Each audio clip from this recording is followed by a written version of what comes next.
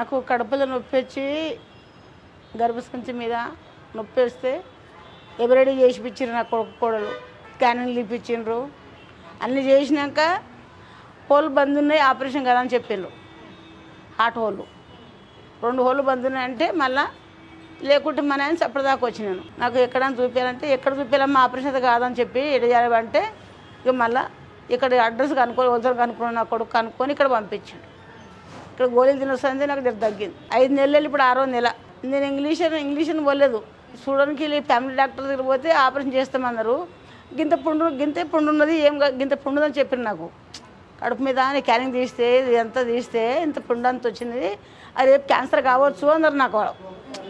కావచ్చు అంటే నాకేమనిపించింది గింత పుండు క్యాన్సర్ ఏమవుతుంది కాకుండొచ్చు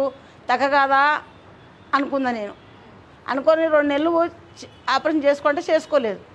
మళ్ళీ 3వ నెల పోతే కాదు ఇప్పుడు చేయలేము అని అన్ని దవాఖానాలు తిరిగి అపోలో అని తిరిగి స్కానింగ్ చేస్తే ఇది హార్ట్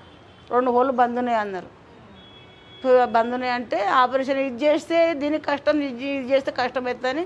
ఆపరేషన్ చేయలేక ఇక్కడ వచ్చినాం ఆడినాక మేడం ఇప్పుడు 5 నెలలు ఆడినా ఇప్పుడు 6వ నెలలు తీసుకుపోతున్నా 5 నెలలు ఆడినాక జర కడుపులో నొప్పి తగ్గింది